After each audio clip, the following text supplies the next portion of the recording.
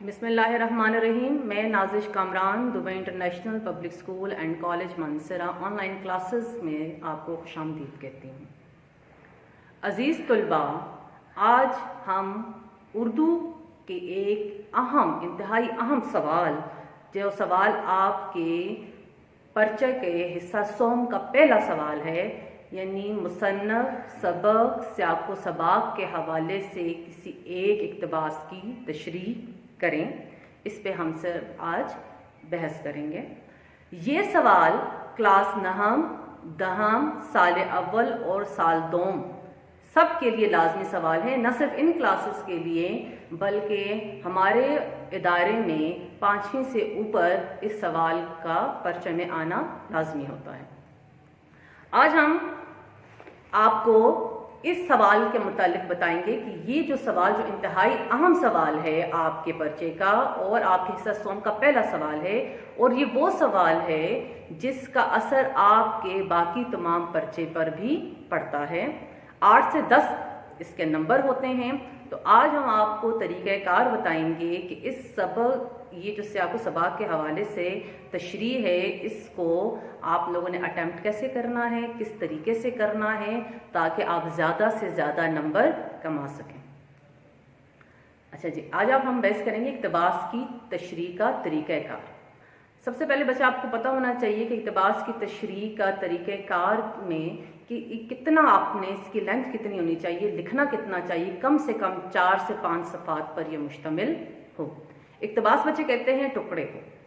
آپ کے کسی بھی چیپٹر کے اندر سے، کسی بھی سبق کے اندر سے ایگزامینر نے، پیپر بنانے والے نے ایک چھوٹا سا ٹکڑا، ایک چھوٹا سا پیراگراف آپ کے پرچہ میں دیا ہوا ہوگا، اور آپ کے پرچے میں 2 پیراگراف آتے ہیں. ٹھیک ہے نا، 2 جز آتے ہیں، 2 پیراگراف آتے ہیں، اور اس پیراگراف کی پھر آپ نے سیاق و سباق کے حوالے سے تشریح کرنی ہوتی ہے. تو چلیں دیکھتے ہیں کہ اس کا اقتباس کی تشریح کا طریقہ کار کیا ہوگا. اب بچہ آپ کا پہلا سوال ہوتا ہے حصہ سوم کا کہ اقتباس کی تشریح کریں. تو سب سے پہلے 2 پیراگراف ہوتے ہیں. 2 پیراگراف میں جو سب سے امپورٹنٹ کام ہوتا ہے وہ ہوتا ہے ان پیراگراف کا انتخاب. آپ تسلی سے ان 2 پیراگرافوں کو پڑھیں اور ان 2 پیراگرافوں میں سے انتخاب کریں. اب انتخاب کے لیے بھی جو امپورٹنٹ 2 باتیں ہیں جو آپ کے ذہن میں ہونی چاہیے وہ یہ ہیں کہ جس پیراگراف کا آپ انتخاب کر رہی ہیں اس پیراگراف کا سبق کا نام بھی آپ کو آتا ہو، اور مصنف کا، جو سب سے امپورٹنٹ ہے کہ سبق کا نام بھی آتا ہو، مصنف کا نام بھی آتا ہو، اس سبق کے متعلق آپ کو پوری آگاہی ہو، اور اس سبق کے جو روح ہے اس کو آپ سمجھتے ہوں، تب اس پیراگراف کی آپ انتخاب کریں. دوسرا انتخاب کے لیے جو ضروری بات ہے وہ یہ ہے کہ اس پیراگراف، جو آپ پیراگراف سلیکٹ کر رہی ہیں، وہ کہانی کی صورت میں اگر ایک پیراگراف ہے اور دوسرا کوئی مضمون ہے، سنجیدہ مضمون ہے، تو آپ کوشش کریں کہ ایسے مضمون کا، ایسے پیراگراف کا انتخاب کریں جس کے اندر آپ کے پاس مٹیریل بھی بہت ہو لکھنے کے لیے، جس کے اندر آپ لکھ سکیں، جس کی آپ تشریح کھل کر کر سکیں. تو اقتباس کی تشریح کے جو امپورٹنٹ پوائنٹس ہیں، جو اہم نکات ہیں، جو اہم حصے ہیں، وہ 5 حصے ہیں اس کے. سب سے پہلا ہے حوالہ متن، دوسرا ہے فنی جائزہ، تیسرا ہے فکری جائزہ، چوتھا ہے سیاق و سباق، اور 5واں ہے تشریح. بچے سب سے جو امپورٹنٹ بات ہے، آپ کوشچن کو غور سے پڑھیں کہ اس نے آپ سے مانگا ہوا کیا ہے. وہ اس نے کہا ہے کہ سبق، مصنف، سبق اور سیاق و سباق کا صرف حوالہ دینا ہے.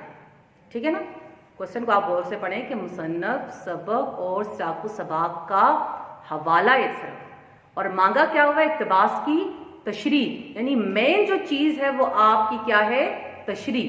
یعنی کہ سبق کا، مصنف کا اور سیاق و سباق کا صرف حوالہ دینا ہے. جو چیز ایکسپلین کرنی ہے، جو چیز تفصیل سے کرنی ہے، وہ ہے تشریح. ٹھیک ہے نا. چلے ابھی میں آپ کو ساتھ ساتھ بتاؤں گی کہ آپ لوگوں نے جو تشریح ہے وہ کتنی لکھنی ہے، سیاق و سباق کتنا لکھنا ہے، اور ان کے ساتھ ساتھ نمبر بھی، تاکہ ہر جز کی امپورٹنس، ہر جز کی اہمیت جو ہے وہ آپ کے سامنے ہو. آپ نے پیراگراف کا ایک انتخاب کر لیا. ٹھیک ہے. اس کے بعد جو پہلی چیز، سب سے پہلی چیز ہے وہ ہے حوالہ متن. حوالہ متن کا مراد یہ ہوتا ہے کہ جس پیراگراف کی آپ تشریح کر رہی ہیں اس کا سبق کس سبق سے لیا گیا ہے اور اس کے مصنف کون ہے. ٹھیک ہے نا. اس کے بچے 2 نمبر ہوتے ہیں. اس کے اندر دیکھتے ہیں ہیڈنگس کون کون سی ہیں.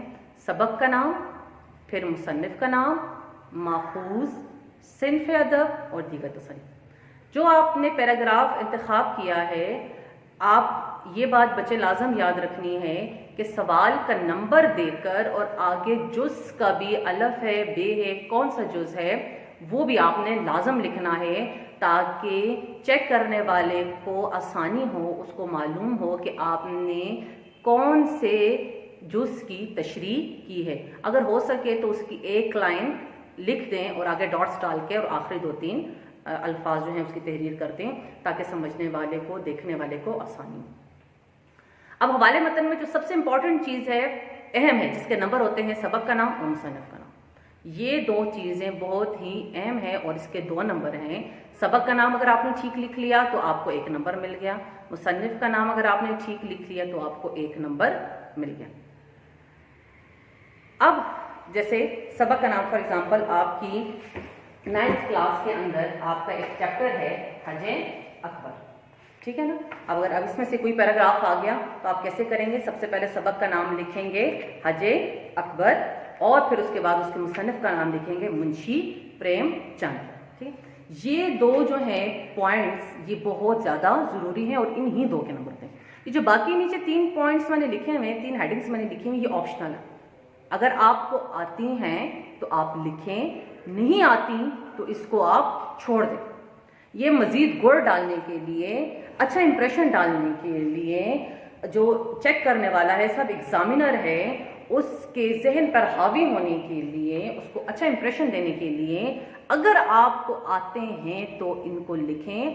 اگر آپ کو نہیں آتے، اگر آپ نے خالی ہیڈنگز دے دی اور ہیڈنگز دے کے غلط لکھ لیا تو خام خواہ کے آپ کے نمبر کٹ جائیں گے. اگر نہیں آتا تو ان تینوں کو لکھنے کی کوئی بھی ضرورت نہیں ہے. جو اس کے اندر انہوں نے مانگا ہوا ہے وہ ہے سبق کا نام مانگا ہوا ہے اور مصنف کا نام مانگا ہوا ہے. صرف آپ نے یہ لکھنا ہے. لیکن اچھا امپریشن دینے کی ظاہر ہے اگر آپ کا مقابلہ صرف آپ کے اسکول کے 30-40 یا 100-150 بچوں کے ساتھ نہیں ہوتا، بلکہ اس وقت بورڈ میں 1 لاکھ تک کے بچے امتحان دے رہے ہوتے ہیں. تو آپ کا جب ایز اے ہول مقابلہ ہوتا ہے تو ان 1 لاکھ بچوں کے ساتھ ہوتا ہے. تو ان 1 لاکھ کو کمپیٹ کرنے کے لیے، مقابلہ کرنے کے لیے، ان میں اچھے نمبر کمانے کے لیے، اچھا امپریشن دینے کے لیے، ایگزامینر کے ذہن پر حاوی ہونے کے لیے، تو ان چیزوں کو اگر آپ لکھیں گے تو یہ مزید سونے پر سہاگا ہو جائے گا. جیسے میں آپ کو اگزامپل دے رہی تھی 9th کلاس میں سے اگر ایک سبق آیا ہوا ہے، حج اکبر آ گیا ہے، تو سبق کا آپ نام لکھ لیں گے حج اکبر، مصنف کا آپ نام لکھ لیں گے منشی پریم چند. اب ماخوذ کیا ہوتا ہے بچے؟ آپ کی جو ایک ہوتی ہے تصنیف اور ایک ہوتی ہے تالیف. تصنیف یہ ہوتی ہے کہ کسی مصنف، کسی رائٹر کا لکھی ہوئی کوئی چیز جو اس نے اپنے ذہن سے خود لکھی ہوئی ہو. ٹھیک ہے. اور تالیف یہ ہوتی ہے کہ ہم کسی کا لکھا ہوا سبق اٹھا کر رکھ دیں، علیحدہ کر دیں. اب ہماری جو اردو کی درسی کتاب ہے، یہ جو ہے وہ مرتب ہوئی ہے. مؤلفین ہوتے ہیں جن کو کیا کرتے ہیں کہ جو آپ کے مصنفین ہیں، جو اعلیٰ پائے کے آپ کے مصنفین ہیں، جو انہوں نے مضامین، جو انہوں نے سفرنامے، جو انہوں نے مقالے، جو انہوں نے افسانے، ناول لکھے ہیں، ان میں سے کچھ حصہ سلیکٹ کر کے آپ کی بک میں ڈال دیتے ہیں. ٹھیک ہے. تو ماخوذ یعنی کہ اصل جو رائٹر ہے منشی پریم چند، ہم نے تو اس کا نام حج اکبر پڑھا ہے اور سب مصنف نام حج اکبر پڑھا ہے، لیکن یہ منشی پریم چند کی کون سی کتاب سے لیا گیا ہے، یعنی اوریجن کہاں ہے، اس کا لیا کہاں سے گیا ہے، تو اس کو کہتے ہیں ماخوذ. تو اس کا ماخوذ ہے پریم بتیسی، جو ان کی کتاب ہے پریم بتیسی، اس میں سے لیا گیا ہے.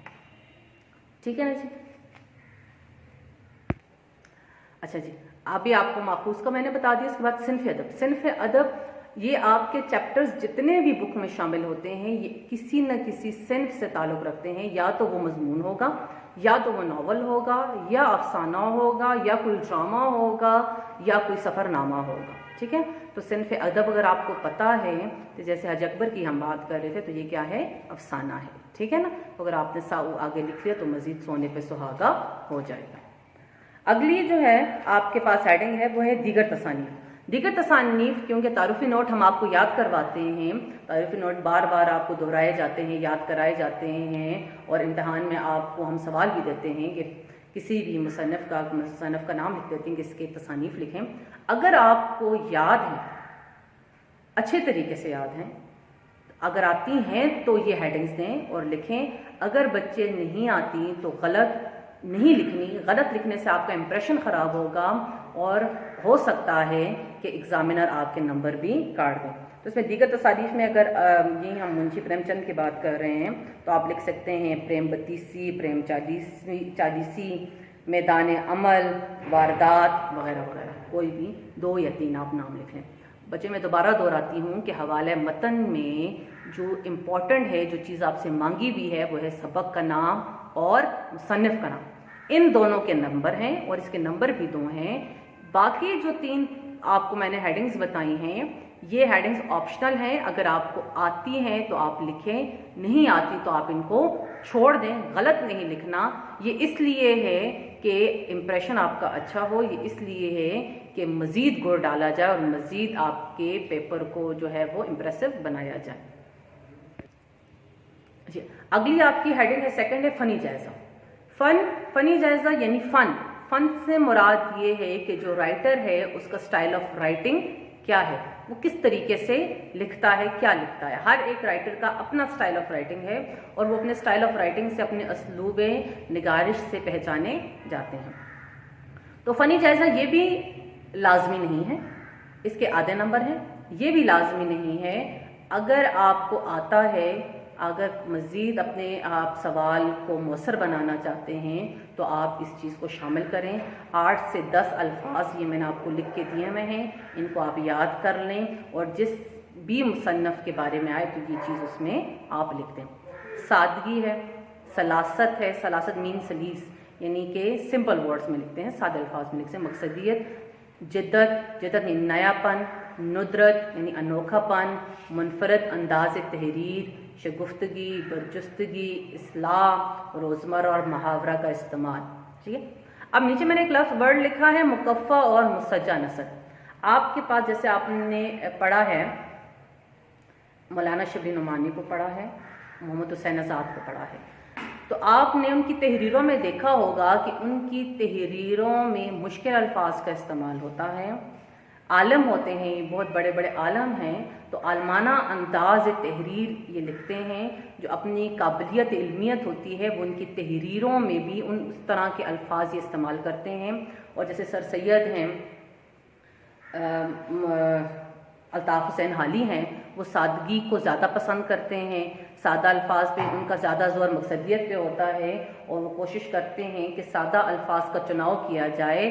مقصد یہ ہوتا ہے کہ زیادہ سے زیادہ لوگ جو ہیں وہ سمجھ سکیں۔ ٹھیک ہے، تو اگر آپ کے پاس محمد حسین آزاد میں سے اور شبلی نعمانی کی اگر تحریر میں سے کوئی اقتباس اگر آپ کے پاس آ گیا ہے تو اس میں آپ یہ ورڈ ایڈ کریں۔ پھر سادگی جو ہے اور سلاست آپ نہیں لکھیں گے اس میں۔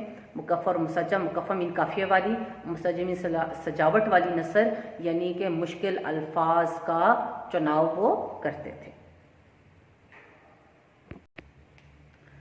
بچے میں آپ کو پھر دہراتی جاتی ہوں کہ حوالہ متن میں سبق اور مصنف کا نام انتہائی ضروری ہے اور باقی جو ہیں وہ آپشنل ہیں، وہ آتے ہیں تو لکھیں، نہیں آتے تو نہ لکھیں۔ اور فنی جائزہ جو ہے یہ بھی لازم نہیں ہے، اگر آپ کو آتا ہے، اگر یہ 8-10 الفاظ آپ کو یاد رہتے ہیں، ان کو یاد رکھ کے ضروری نہیں کہ آپ 8-10 لکھیں، 2, 3, 4, 5 جتنے بھی یاد ہیں آپ اس کو لکھ لیں، جو بھی آئے تو اس کے اندر آپ تشریح میں یہ لکھ سکتے ہیں۔ اگلا تیسرا پوائنٹ ہے ہمارا فکری جائزہ۔ فکر سے نکلا ہے یعنی تھاٹس۔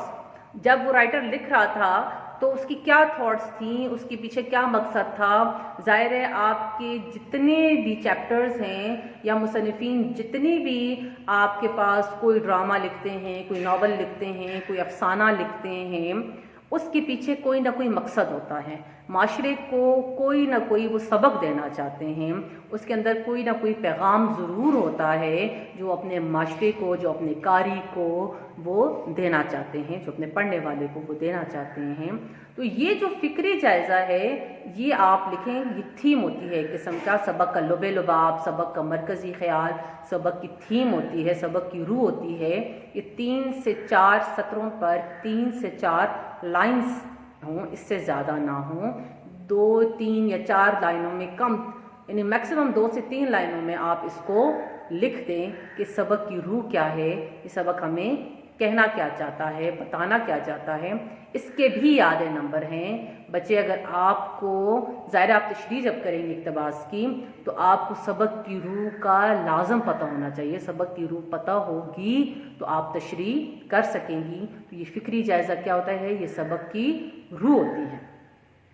جیسے ہم حج اکبر کی ہی بات کر رہے تھے، منشی پریم چند نے لکھا ہے حج اکبر سے مراد ہوتا ہے کہ بڑا حج، ایسا حج جس کا زیادہ ثواب ہو، لیکن یہاں پہ حج اکبر انہوں نے کہا ہے کہ کسی ضرورت مند کی مدد کرنا، کسی حاجت روا کی حاجت پوری کرنا، کسی کو مصیبت اور مشکلات میں کسی کی مدد کرنا، اس کا ثواب حج سے کہیں گنا بڑھ کر ہے، کیونکہ درد دل کے واسطے پیدا کیا انسان کو، ورنہ اطاعت کے لیے کچھ کم نہ تھے کروبیاں۔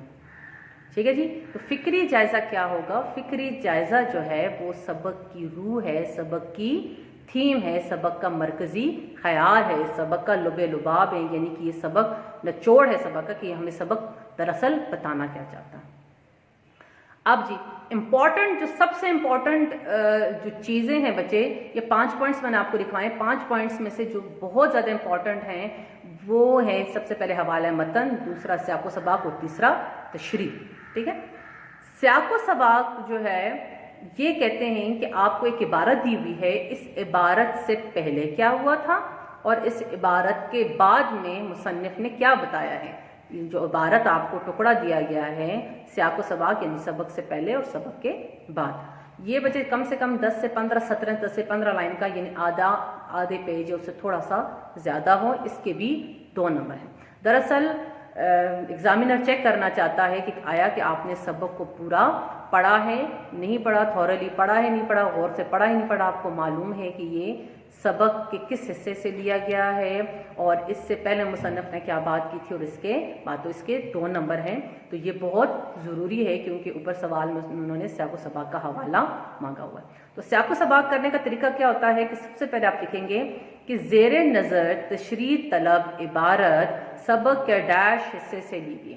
اب جو بھی عبارت آپ کو دی گئی ہے تو آپ سب سے پہلے اس میں لکھیں گے کہ یہ عبارت جو دی گئی ہے یہ سبق کے ابتدائی حصے سے آپ کو دی گئی ہے، یا تو وہ درمیانی حصے سے ہوگی یا وہ آخری حصے سے ہوگی۔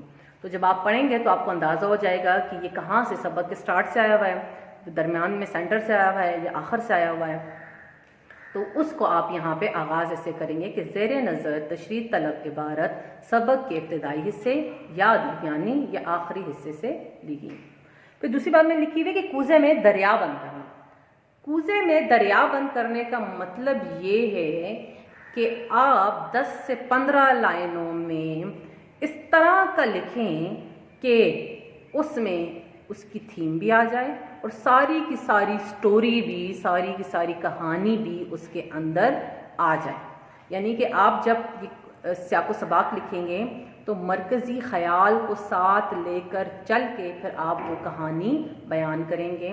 تو سیاق و سباق کے لیے ہم ایک اور لفظ استعمال کرتے ہیں کہ سبق کا مختصر خلاصہ، یعنی شارٹ 8 سے 10-12 لائنوں کا خلاصہ، جس میں سبق کی روح بھی آ جائے اور سبق کا جو ہے وہ خلاصہ بھی آ جائے، اس کے اندر جتنے کریکٹرز ہیں یا جو باتیں ہوئی ہیں وہ تمام مختصر انداز اور جامع انداز میں بیان کر دیا جائے۔ ٹھیک ہے نا جی۔ 5واں حصہ اس کا ہے تشریح۔ آپ کو میں نے پہلے بتایا تھا کہ سوال میں جو اہم چیز آپ سے مانگی ہوئی ہے وہ ہے اقتباس کی تشریح۔ اقتباس کی تشریح جو ہے سب سے زیادہ نمبر اس کے ہیں، 5 سے 6 نمبر اقتباس کی تشریح کے ہوتے ہیں، اور کم سے کم آپ کو ان کو 2 سے 3 صفحات پر لکھنا ہوتا ہے، اس کو کھل کے بیان کرنا ہوتا ہے، وضاحت سے بیان کرنا ہوتا ہے، ٹھیک ہے۔